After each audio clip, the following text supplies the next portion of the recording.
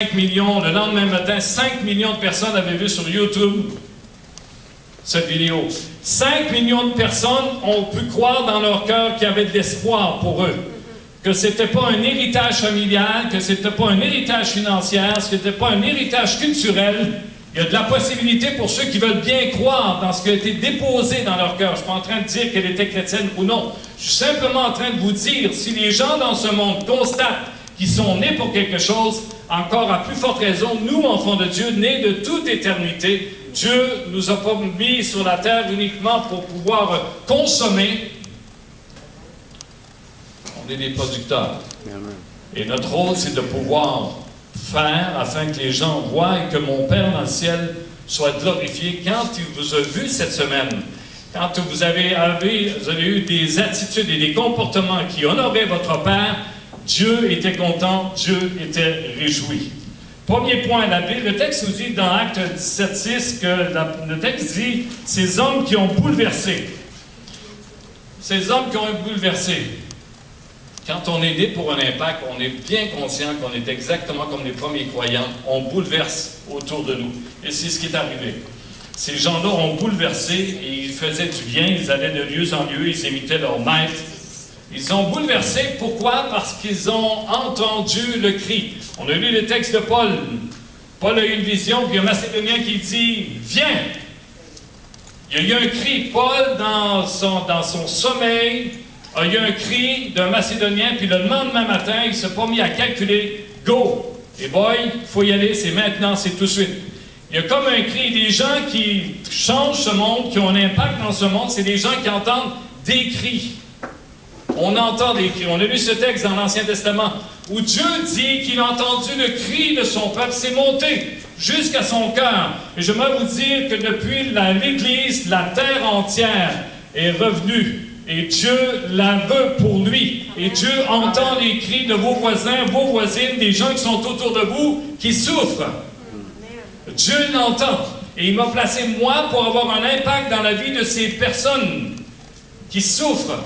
Et c'est incroyable l'influence que nous pouvons avoir parce que nous entendons les cris.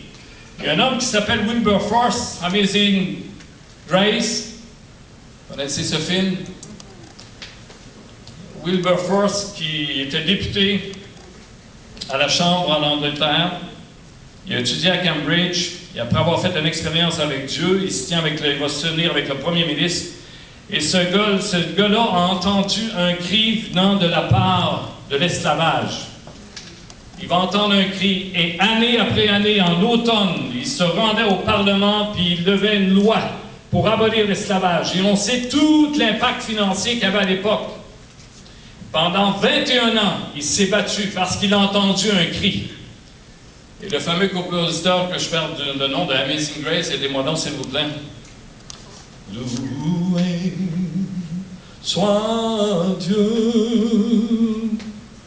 Newton, ce compositeur qui avait des bateaux de négriers, qui va se convertir alors que la tempête est là dans sa vie, va se convertir, va dire adieu. Et là, pendant tout le restant de sa vie, il va entendre le cri de ces gens qui l'ont transporté en Amérique et autres, et qui ont supporté l'esclavage à cause de lui. Il va l'entendre toute sa vie. Et quand Wilberforce va le trouver à tous les ans pour avoir de l'encouragement, il dit « lâche pas, il faut que ça s'arrête ». Deux hommes qui ont changé le cours de l'histoire parce qu'ils ont entendu un cri. Wilberforce se sacrifiait tout parce que c'était trop fort. Il était constamment découragé quand il présentait son projet de loi puis il sortait du Parlement alors que les gens disent « écoute boy, ici c'est les finances qui dominent ». Et les finances prévaut. C'est toute l'économie de l'Angleterre qui est en train de vouloir bouleverser. Lui, il entendait un cri qui venait d'en haut. Et ce cri-là était dans son cœur. Et parce que c'était dans son cœur, il dit, moi, il faut faire quelque chose. Il faut faire quelque chose. Et il est décédé 3 jours après que le projet de loi a été accepté, 21 ans après la première présentation. Cet homme savait que son bonheur n'était pas la réussite de sa carrière, n'était pas la réussite de toute son ambition familiale, Son bonheur dépendait d'entendre le cri et de répondre à ce cri. Votre bonheur et mon bonheur dépend de ce que j'entends de Dieu. Moi, j'essaie de prendre des raccourcis et je cours après le bonheur alors que le bonheur est en moi. Mais je suis comme tout le monde, j'ai toujours l'impression qu'il me manque quelque chose. J'ai toujours l'impression que je suis en train de manquer des occasions. Vous savez que le sport national le dimanche matin au Québec, c'est les ventes de garage, c'est le bicycle ou le hockey, et puis c'est la nouvelle religion. Faites bien d'être venu ici ce matin. N'oubliez jamais de venir dans la maison de Dieu le dimanche matin. Un oasis qui vous permet de vous démêler dans tous les choix de vie que vous avez durant la semaine. Vous avez prié dans votre cœur, de dire « Seigneur, conduis-moi », puis tout à coup, il y a une parole qui fait un étincelle qui connecte avec votre cœur à un moment précis. C'est ça. Le prédicateur n'est pas au courant de rien, mais vous avez connecté parce que vous étiez branché, puis la vie vient d'en haut. Si on veut produire du fruit, il faut vraiment que ça vienne d'en haut. Wilberforce a entendu l'appel, puis il a voulu faire quelque chose, il a voulu avoir un impact. Moïse a entendu. Moïse entend le cri de Dieu. Il va faire une différence. Ceux qui changent le monde, c'est ceux qui entendent des cris. Dieu demande à Moïse, bon, tu as de la foi pour toi, tu crois en moi, tout ça, mais tu sais, le bonheur, c'est beaucoup plus qu'avoir de la foi juste pour toi. Et c'est un petit peu que la foi en Occident est en train de prendre une tangente qui est dangereuse, il me semble. Il me semble que, tu sais, maintenant, aujourd'hui, la foi, c'est quelque chose qui se résume à un petit jardin secret, puis sans trop de démonstration. Pourtant, vous savez que la foi, quand quelqu'un l'a reçue, c'est comme quelque chose qui sort. Tu reçois la foi, puis c'est comme si ta main est déjà tendue pour aller rejoindre quelqu'un à l'extérieur, parce que les deux vont ensemble. Mais tu sais, la foi qui reste mystique, la foi qui reste juste moi et Dieu, et puis finalement, on est en train de développer un système, une théologie où est-ce que tout est centré sur son nombril. Tout est centré. Et l'Occident, il me semble que c'est vers là qu'on va un peu, puis je trouve ça dangereux. Où est-ce que... Mais c'est pas vous ici à Fleury. Pas l'Église Lumière des Nations. Pas vous. Donc, c'est pas à vous que ça s'adresse. Parce qu'on sent bien que vous avez le désir d'être en mouvement.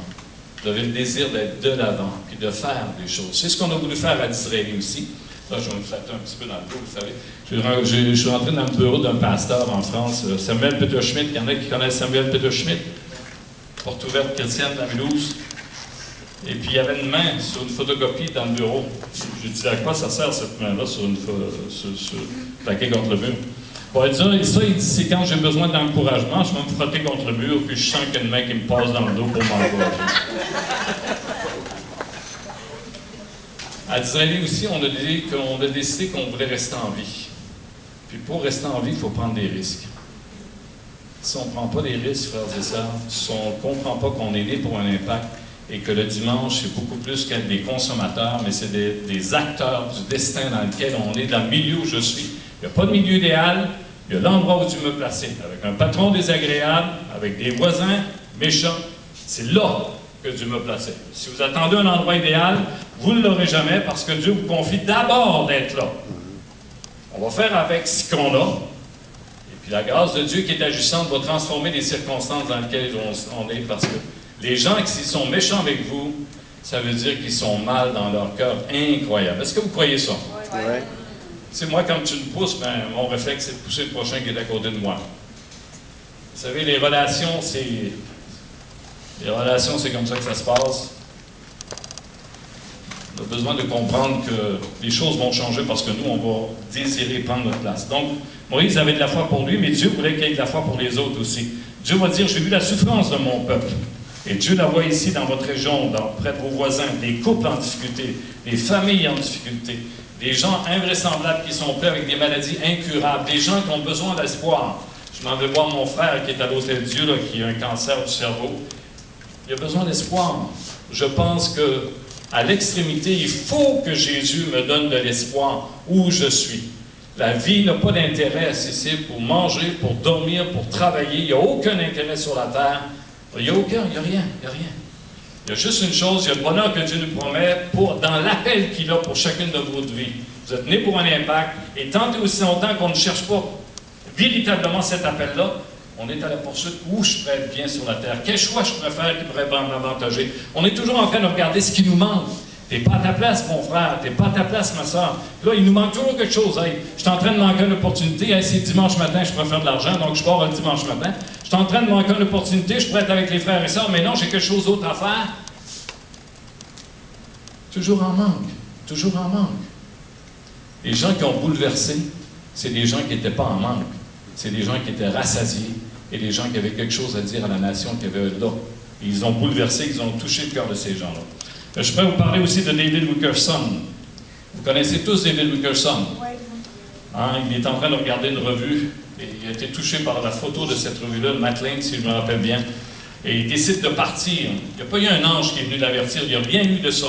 Il a complètement réalisé que Dieu l'avait conduit à un ministère pastoral, mais dans son cœur, il était né pour un impact. Et ce impact-là, ce n'était pas le ministère pastoral qu'il avait présentement, c'était d'aller vers ceux qui criaient. Et quand il a vu cette photo, il a vu des cris, lui.